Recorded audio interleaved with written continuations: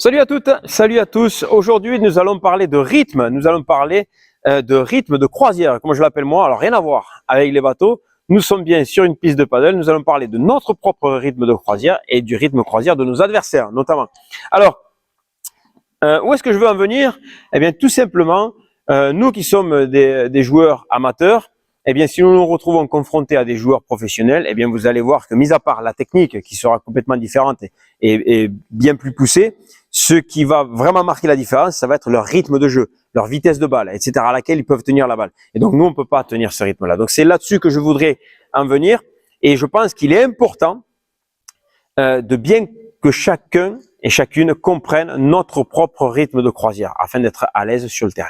Alors, vous avez vu toutes les vidéos jusqu'à présent, vous avez bien compris la position à la maison, vous avez bien compris le temps en défense, vous avez bien compris les sorties de vitre, le coup droit, le revers, les volets, etc. Donc, tout est OK pour vous. Maintenant, nous passons à ce rythme de croisière. Alors, quand je parle de rythme de croisière, je voudrais que vous compreniez l'importance de passer un maximum de balles en étant tranquille. On va partir sur une idée de 20 balles d'affilée, avec un rythme avec lequel je suis à l'aise. Donc, vous pouvez travailler ça à l'entraînement, vous pouvez travailler ça lors d'un échauffement, notamment avec vos amis, vos partenaires.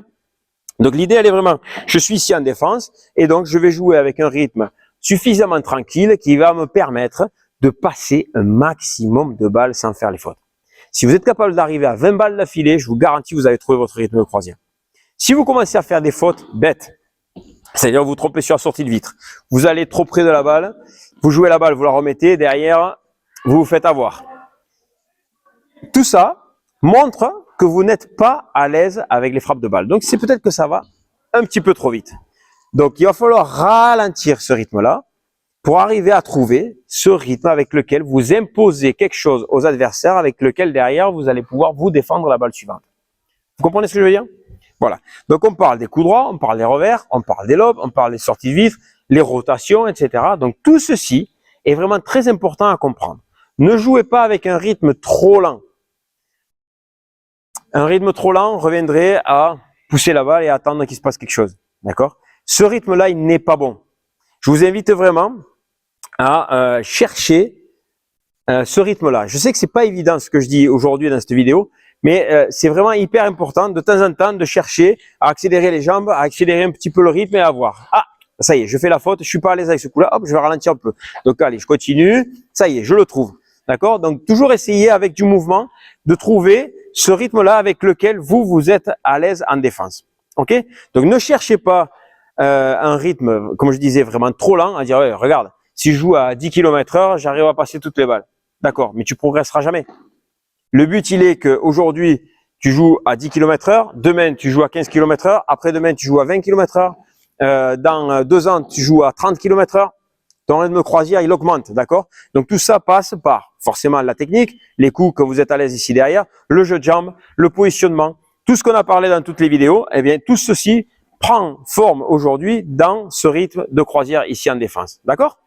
Donc, une fois que vous avez trouvé votre rythme, que vous êtes capable de dire, là, je suis tranquille ici en défense, mon rythme de croisière, il est à 20 km/h, je suis vraiment à l'aise à 20 km/h, eh bien, vous allez vous retrouver confronté à des personnes qui sont en face de vous, qui vont vous proposer quelque chose. Si ces personnes face à vous ont leur rythme de croisière, notamment lorsque vous êtes en défense, ont leur rythme de croisière qui est à 30 km/h. Donc, c'est-à-dire que toutes les volées qu'ils vont vous proposer vont arriver avec plus de vitesse. Si moi qui suis en défense ici, je me dis, je vais jouer les gros bras et je vais me confronter à ces 30 km/h. Qu'est-ce qui va se passer? Vous allez tenir une balle? Oui, peut-être. 2 balles? Ah, ok. 3e balle, c'est pas possible. Vous n'allez pas pouvoir tenir le rythme parce que vous allez être mal placé, parce que vous allez vous retrouver avec une balle derrière à négocier, parce que ça va arriver trop vite sur vous, vous allez jouer avec des réflexes. Donc, ceci va vous handicaper. Ok? Et donc, qu'est-ce qui se passe? C'est que s'il y a trop d'écart de niveau et de vitesse de croisière entre vos adversaires et vous, eh bien, vous allez prendre 6-0, 6-0 et vous n'allez pas voir le jour. Par contre, ça a certainement dû vous arriver. Vous avez dû vous retrouver dans des matchs où vous vous dites que les personnes en face de vous n'ont pas le niveau, n'ont pas votre niveau, donc ils ont un niveau inférieur au vôtre, mais au final, vous perdez. Pourquoi? Parce qu'ils vous ont attiré à leur rythme. D'accord?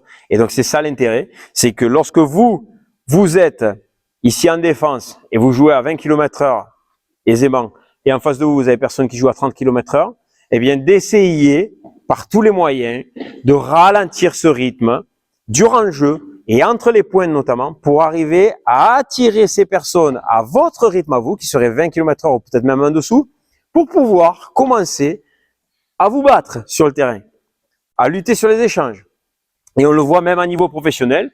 Vous avez certains matchs où il y a des personnes qui ont un niveau top 10 mondial, qui se retrouvent gênées par des personnes d'un niveau inférieur. Pourquoi? Parce que ceux de niveau inférieur ont réussi à les attirer petit à petit dans ce rythme de croisière avec lequel ils peuvent se battre contre ces personnes-là. Sinon, c'est pas possible. D'accord? Donc, j'espère que vous comprenez bien tout ceci lorsque je suis ici en défense. Donc, d'essayer de ralentir le rythme si j'ai des adversaires qui sont avec un rythme supérieur au moyen. Si nous avons des adversaires qui ont un rythme de croisière qui est inférieur au mien, donc tout ça je vous invite, notamment à l'échauffement, les premiers jeux du match, tout ça, à chercher justement cette vitesse à laquelle ils jouent. Eh bien, si vous avez des personnes qui ont un niveau inférieur au vôtre, lorsque vous êtes en phase d'attaque, que vous venez ici au filet, n'hésitez pas à imposer votre rythme. D'accord? Donc, c'est la même chose. Si vous êtes ici au filet et que votre rythme croisière est à 20 km/h et ceux en face de vous sont à 10 km/h, si vous jouez des balles qui sont trop gentilles, eh bien, eux, ils vont pouvoir lutter contre vous et ils vont certainement vous perturber. Donc, n'hésitez pas tout de suite à imprimer votre rythme de croisière dès le départ. Ne surjouez pas parce que vous allez faire des fautes. Donc, cherchez vraiment à jouer à votre rythme, lequel vous êtes à l'aise. Donc, eux, ils vont vous ralentir les balles et vous, derrière, il va falloir les accélérer. D'accord? Ne vous laissez pas, comme je dis, endormir par les adversaires. Par contre, donc ça, c'est dans le cas où les adversaires ont un niveau inférieur, enfin un rythme croisière inférieur au vôtre. Mais dès que vous avez des adversaires qui sont en défense, mais qui ont un rythme croisière qui est supérieur au vôtre, même chose. Ne vous laissez pas prendre par l'élan. Les personnes sont derrière, ils vont laisser passer les vitres, ils vont vous accélérer les balles, ils vont vous mettre sous pression, et vous allez vouloir gagner le point de suite derrière. Eh bien, au lieu de faire une volée avec votre rythme de croisière qui sera à 20 km/h, vous jouez à 30 et vous réalisez la faute. C'est aussi simple que ça. Donc, je vous invite vraiment, quelqu'un qui vous agresse depuis la défense avec un rythme supérieur au vôtre, revenez à votre rythme, même redescendez-le un petit peu, parce que vous ferez certainement moins de fautes en jouant à 15 km/h qu'à 20 km/h. Vous vous faites agresser, hop, et j'attends, et j'attends. Et j'essaie petit à petit d'embarquer, d'amener dans mon bateau ces adversaires qui jouent trop vite et avec lesquels je ne peux pas lutter si je joue à leur vitesse. D'accord? Donc, j'espère que vous avez bien compris tout ceci aujourd'hui. Le rythme de croisière ici. Donc, lorsque je suis en défense, donc, si j'ai des adversaires qui jouent plus vite que moi, qui ont un rythme de croisière plus élevé au mien, j'essaie de les ralentir, de ne pas rentrer dans leur rythme. Des personnes qui ont un rythme de croisière qui est inférieur au mien, j'essaie de ne pas rentrer dans leur rythme lorsque je suis en défense. Par contre, lorsque je suis en attaque, je m'impose si j'ai un rythme supérieur et je calme, je ne rentre pas dans le rythme des adversaires qui ont un rythme supérieur au mien. Voilà, donc j'espère que tout ceci est assez clair pour vous. N'hésitez pas, si ça manque de clarté, à me poser des questions. Les commentaires sont là pour ça, pour partager entre nous. Et on se retrouve très bientôt, encore une fois, dans une prochaine vidéo. Salut!